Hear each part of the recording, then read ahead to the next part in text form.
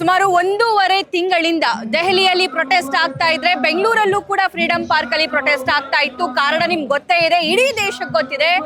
NEET paper ಲೀಕ್ಗೆ ಸಂಬಂಧಪಟ್ಟಂತೆ NEET paper leak ಆದಂತಹ ಪ್ರೊಟೆಸ್ಟ್ಗೆ ಏನ್ ಕರೆ ಕೊಡಲಾಯಿತು, ಕರೆ ಕೊಟ್ಟವರು ಒಂದ್ ಕಡೆ ಆದ್ರೆ ಇಡೀ ದೇಶದ ಜೆನ್ಸಿಗಳು, ವಿದ್ಯಾರ್ಥಿಗಳು ಒಂದಾದ್ರು. ಈ ವಿದ್ಯಾರ್ಥಿಗಳಿಗೆ ಧ್ವನಿಯಾಗಿ ನಿಂತಿದ್ದು ಸಂಘಟನೆಗಳು.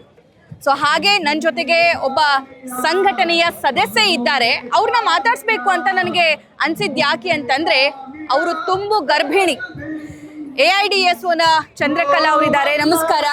ನಮಸ್ತೆ. ಹೇಗಿದ್ದೀರಾ? ಫಸ್ಟ್ ನಾನು ತುಂಬಾ ಚೆನ್ನಾಗಿದ್ದೀರಾ?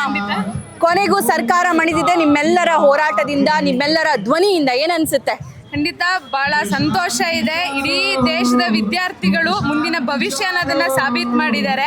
ಅನ್ಯಾಯ ಬಂದಾಗ ಅದನ್ನ ಎದುರಿಸಿ ನಿಲ್ತೀವಿ. ಸತ್ಯಕ್ಕೋಸ್ಕರ, ನ್ಯಾಯಕ್ಕೋಸ್ಕರ ನಾವು ಏನೇ ಬಂದ್ರು ಅದನ್ನೆಲ್ಲ ಫೇಸ್ ಮಾಡಿ ಒಟ್ಟಾಗಿ ನಿಲ್ತೀವಿ ಅನ್ನೋ ಸಂದೇಶನ ಇಡೀ ದೇಶಕ್ಕೆ ತಲುಪಿಸಿದ್ದಾರೆ. ಸರ್ಕಾರಕ್ಕೆ ಒಂದು ಖಡಕ್ ಎಚ್ಚರಿಕೆನ ಕೊಟ್ಟಿದ್ದಾರೆ. ಅದರಿಂದ ಬಹಳ ನಮಗೂ ಕೂಡ ಬಹಳ ಸ್ಫೂರ್ತಿ ಆಗಿದೆ ಮ್ಯಾಮ್. ಎಷ್ಟು ದಿನದಿಂದ ಬರ್ತಾ ಇದ್ದೀರಾ ನೀವು? ಕಳೆದ 1.5 ತಿಂಗಳಿಂದನೂ ಕೂಡ AIDSO ವಿದ್ಯಾರ್ಥಿ ಸಂಘಟನೆ ಇಡೀ ರಾಜ್ಯದಾದ್ಯಂತ ಹೋರಾಟನ ಬೇರೆ ಬೇರೆ ಜಿಲ್ಲೆಗಳಲ್ಲಿ ಸಂಘಟಿಸ್ತಿದೆ. ಆ ಹೋರಾಟದಲ್ಲಿ ನಾನು ಕೂಡ ಸಕ್ರಿಯವಾಗಿ ಭಾಗವಹಿಸಿದ್ದೇನೆ. ಎಷ್ಟು ತಿಂಗಳೀಗ? ನನಗೆ 5 ತಿಂಗಳು. 5 ಮಂತ್ಸ್. ಮನೇಲಿ ಯಾರು ನಿಮ್ಗೆ ಬೇಡ ಅಂತ ಹೇಳಿಲ್ವಾ? ಖಂಡಿತ ಇಲ್ಲ ಮ್ಯಾಮ್. ಹೋಗಿ ಸಮಾಜಕ್ಕೋಸ್ಕರ ಅನ್ಯಾಯದ ವಿರುದ್ಧ ಧ್ವನಿ ಎತ್ತುತ್ತೀರಾ ಅಂತ ಹೇಳಿದ್ರೆ ಖಂಡಿತ ನಮ್ಮನೇಲಿ ಕೂಡ ಸಂತೋಷವಾಗಿ ಕಳಿಸಿದ್ದಾರೆ. ನಿಮಗೆ ಯಾಕೆ ಬರ್ಬೇಕು ಅಂತ ಅನಿಸ್ತಿದೆ? ರಿಸ್ಕ್ ಅಂತ ಅನಿಸ್ತಿಲ್ವಾ ಚಂದ್ರಕಲಾ ಅವರೇ? ಖಂಡಿತ ಇಲ್ಲ ಮ್ಯಾಮ್. ನಾನಂತಲ್ಲ, ಈ ದೇಶದಲ್ಲಿ ಇಂಥ ಹೋರಾಟ ಇಡೀ ಜಂತರ್ ಮಂತರಲ್ಲಿ 2 ಲಕ್ಷ ವಿದ್ಯಾರ್ಥಿಗಳು ಕೂತಿದ್ದಾರೆ ಅಂತ ಹೇಳಿದ್ರೆ, ನಂತರ ಬಂದಿರೋಂಥ ಎಷ್ಟೋ ಹೆಣ್ಮಕ್ಳು, ಗರ್ಭಿಣಿ ಹೆಣ್ಮಕ್ಳು, ಎಷ್ಟೋ ಆರೋಗ್ಯ ತಪ್ಪಿರೋಂಥನ್ನು ಕೂಡ ಬಂದು ಈ ಹೋರಾಟಕ್ಕೆ ಸಪೋರ್ಟ್ ಮಾಡಿದ್ದಾರೆ. ಇಟ್ ಈಸ್ ಅವರ್ ರೆಸ್ಪಾನ್ಸಿಬಿಲಿಟಿ ಅಂತ ಅನ್ಸುತ್ತೆ. ಅಲ್ಲಿ ನಮ್ಮ ಕಂಡೀಷನ್ ಮ್ಯಾಟರ್ ಆಗಲ್ಲ. ನಮ್ಮ ನಮ್ಮ ಮಗು ಅಂತಲ್ಲ, ನಮ್ಮ ಕಂಡೀಷನ್ ಅಂತಲ್ಲ, ಇಡೀ ದೇಶದ ಭವಿಷ್ಯ, ಇಡೀ ದೇಶದ ವಿದ್ಯಾರ್ಥಿಗಳ ಭವಿಷ್ಯ ಉಜ್ವಲ ಆಗಿರ್ಬೇಕಂತ ಹೇಳಿದ್ರೆ ಅದು ನಮ್ಮ ಕರ್ತವ್ಯ ಆಗುತ್ತೆ. ಯಾವುದೇ ಕಂಡೀಷನ್ ಅಲ್ಲಿ ಇದ್ರೂ ಅನ್ಯಾಯದ ವಿರುದ್ಧ ಪ್ರತಿಧ್ವನಿಸೋದು ನಮ್ಮ ಕರ್ತವ್ಯ ಆಗುತ್ತೆ ಅಂತ ನನಗನ್ಸುತ್ತೆ. ಏನೇನ್ ನೋಡಿದ್ರಿ? 1.5 ತಿಂಗಳು ಅನ್ಸುತ್ತೆ ನೀವು ಬರೋದು ಹೋಗೋದು ಮಾಡ್ತಾ ಇಲ್ಲಿ. ಆ ಥರ ನಾನು ಮೈಸೂರಲ್ಲಿ ಸಕ್ರಿಯವಾಗಿದ್ದು, ಇಲ್ಲಿಗೆ ನೆನ್ನೆ ಬಂದಿದ್ದು. ಏನೇನ್ ಗಮನಿಸಿದ್ರಿ ಈ ಪ್ರೊಟೆಸ್ಟ್ ಅಲ್ಲಿ ನೀವು? ಪ್ರೊಟೆಸ್ಟ್ ಅಲ್ಲಿ ಇವತ್ತು ವಿದ್ಯಾರ್ಥಿಗಳ ಸ್ಫೂರ್ತಿ. ಅನ್ಯಾಯ ಆದಾಗ ಎಂತ ಒಂದು ಉದ್ವಿಗ್ನ ಪರಿಸ್ಥಿತಿ ಉಂಟಾದ್ರೂ ಕೂಡ ಇವತ್ತು ಸತ್ಯಕ್ಕೋಸ್ಕರ ನಾವು ಏನೇ ಬಂದರೂ ಎಲ್ಲರೂ ಒಗ್ಗಟ್ಟಾಗಿ ನಾವು ಫೇಸ್ ಮಾಡ್ತೀವಿ ಅನ್ನೋ ಒಂದು ಅಡಾಸಿಟಿನ ನಾನು ಇವತ್ತು ವಿದ್ಯಾರ್ಥಿಗಳಲ್ಲಿ ಕಂಡಿದ್ದೀನಿ. ಓಕೆ, ಒಂದು ವಿವಾದ ಅಥವಾ ಒಂದು ಟೀಕೆ ಏನು ವ್ಯಕ್ತವಾಗ್ತಾ ಇತ್ತು ಅಂತಂದ್ರೆ, ಜಂತರ್ ಮಂತರಲ್ಲಿ ಆಗಿರುವಂತಹ ಪ್ರೊಟೆಸ್ಟ್ಗೆ ದೇಶ ವಿರೋಧಿ ಘೋಷಣೆಗಳನ್ನ ಕೂಗೋದಕ್ಕೆ ಅವಕಾಶ ಮಾಡಿಕೊಟ್ರು. ಅದೊಂದು ಮಾಡಿಕೊಡ್ಬಾರ್ದಾಗಿತ್ತು ಅಂತ.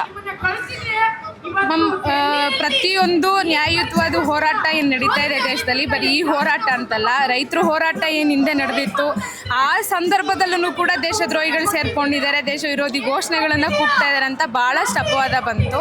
ಇಲ್ಲಿ ವಿದ್ಯಾರ್ಥಿಗಳು ಒಂದು ಸಂದೇಶನ ಕೊಟ್ಟಿದ್ದಾರೆ. ಅವ್ರು ಏನು ಹೇಳ್ತಾ ಇದ್ದಾರೆ ಅಂತ ಹೇಳಿದ್ರೆ, ಅನ್ಯಾಯದ ವಿರುದ್ಧ ಪ್ರತಿಭಟಿಸೋನ್ನ ನೀವು ದೇಶದ್ರೋಹಿಗಳಂತ ಕರೆದ್ರೆ ಕರ್ಕೊಳ್ಳಿ, ಪರವಾಗಿಲ್ಲ, ಕರೀರಿ, ನಾವು ದೇಶದ್ರೋಹಿಗಳಾಗೇ ಇರ್ತೀವಿ, ಆದರೆ ಅನ್ಯಾಯನ ಪ್ರಶ್ನೆ ಮಾಡಿದ್ರೆ ಮಾತ್ರ ಇರಲ್ಲ ಅನ್ನೋದನ್ನು ಹೇಳಿದ್ದಾರೆ. ಓಕೆ, ಇವಾಗ ಹೋಗ್ತೀರಾ ಮನೆಗೆ? ಖಂಡಿತ ಈ ಒಂದು ವಿಜಯೋತ್ಸವದ ವಾತಾವರಣ ಮುಗಿಸ್ಕೊಂಡು ಖಂಡಿತ ಹೋಗ್ತೀನಿ. ಓಕೆ, ಮುಂದಿನ ಆಗ್ರಹ ಏನು? ಈಗೇನು ರಾಜೀನಾಮೆ ಕೇಳಿದ್ರು, ರಾಜೀನಾಮೆ ಆಯ್ತು. ರಾಜೀನಾಮೆ ಅಷ್ಟೇ ಪರಿಹಾರ ಅಲ್ವಲ್ಲ ಈ ನೀಟ್ ಪೇಪರ್ ಲೀಕಿಗೆ? ಖಂಡಿತ ಮ್ಯಾಮ್.